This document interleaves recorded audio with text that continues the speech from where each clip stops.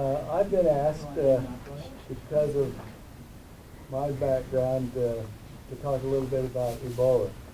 Now, Sister LeBlanc, did you want to do anything first? Okay. All right.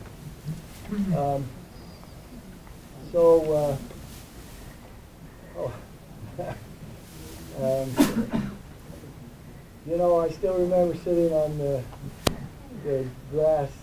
Well, I've got to say this. Yes? Speak up. Okay.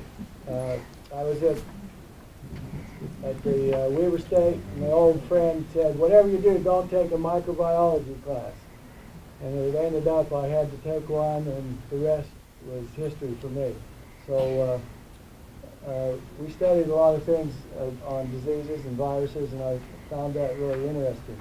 Ebola, that we're going to talk about tonight, is a virus. And I don't know if any of you know how Ebola got its name. It came from that area in Africa by the Ebola River, where some of the first cases were found. And so that's how it got its name. Between 2 and 21 days after you're exposed to the virus, you'll come down with the symptoms. Usually around 11 days is the average. Things like sore throat, muscle pain, headaches, vomiting, diarrhea, and rash. And then you start really getting sick. You lose problems with your kidneys. The virus likes to go in, and it will grow inside the epithelial cells and in the other parts of the body. And so what happens is you have an incredible loss of fluids. In the old days, when people would get cholera on the Pioneer Trail, in the morning they were fine. By night, they were sometimes dead. And cholera can take you that fast because what happens is you lose all the fluids. It is so difficult to keep a person hydrated.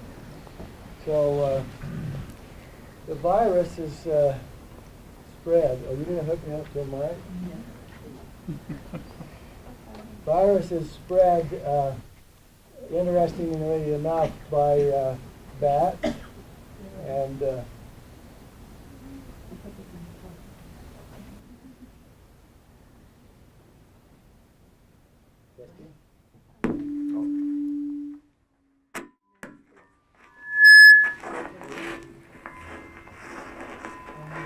Is it too loud? Yeah, you have to. Okay, testing. 1, 2, 3, 4, 5. All right. So the African fruit bat is believed to be a normal carrier, and they've shown that dogs and pigs can carry this, and they don't show any symptoms. So isn't that exciting to think that you have these animals running around, and they could be carrying Ebola. So my time is up. Okay. Let me just... We used to have a saying, especially when AIDS came out. We had a saying as microbiologists, if it's wet, don't touch it. And I think this is one of the best things you could do with Ebola. Stay away from anything that would be wet. Stay away from people who you think might have those symptoms. I have a whole bunch of interesting things that we can talk about later.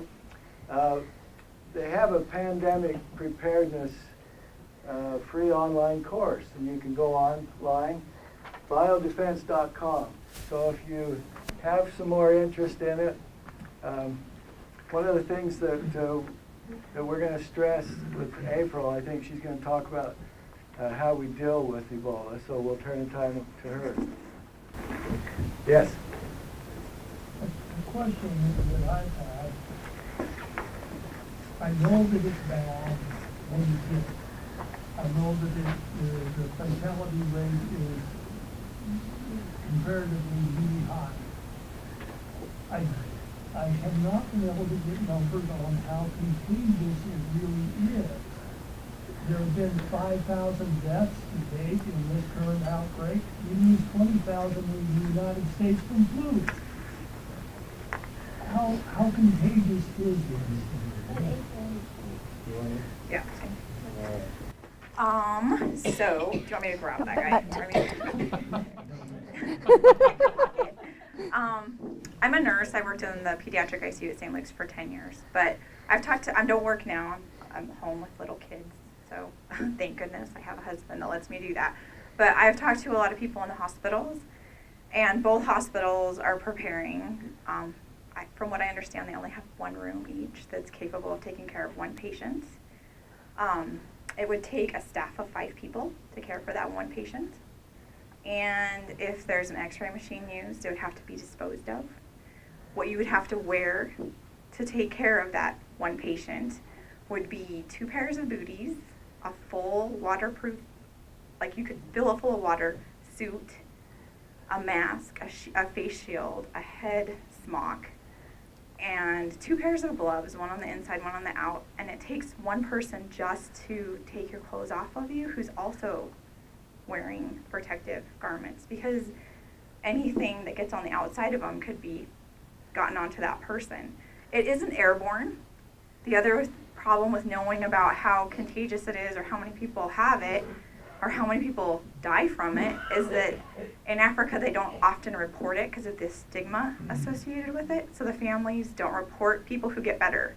So it looks like the death rate's like 90%, but from what I understand, it's probably not. I read a really interesting article, if anyone's interested in it, by a doctor who's an ER doctor in Cincinnati, and he talked about how if you were a health professional, would you go to work if there were people with Ebola at work and you might get it, and the collapse of the system and what would be a better alternative, maybe taking a nursing home and turning it into a place to care, not contaminating the hospital, or even having people stay at home and have a truck deliver, because there's nothing we can do for these patients other than hydrate them. So a truck goes around to the homes that have a stamp on the door that says Ebola, don't come in, quarantine, and delivers hydration stuff. And they have a person in the suit who goes into the home and assesses the patient every few days and answers questions. So something like that could happen. That makes me think of how long could you live in your home without leaving it? How much food supply do you have? If the safest thing is to stay at home. Anyway, that was just my whole feeling on it, has been thinking about it, reading about it, and praying about it, has been we need to be prepared to even isolate ourselves at home to protect ourselves if something like that happened, or 9 feet of snow fell. What if you were in New York? Any questions about Ebola? It's pretty contagious, but like he was saying, what the Spanish flu killed more people, way more people. And I've heard and read information about other strains of flu viruses that are even more contagious and have death rates around 30%, which is really high.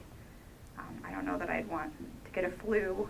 There's one in particular that's been found in the Middle East recently. It hasn't been outside of that area, but I would be more concerned about that than Ebola, unless it actually had a case around here. Anyway, that was what I wanted to share.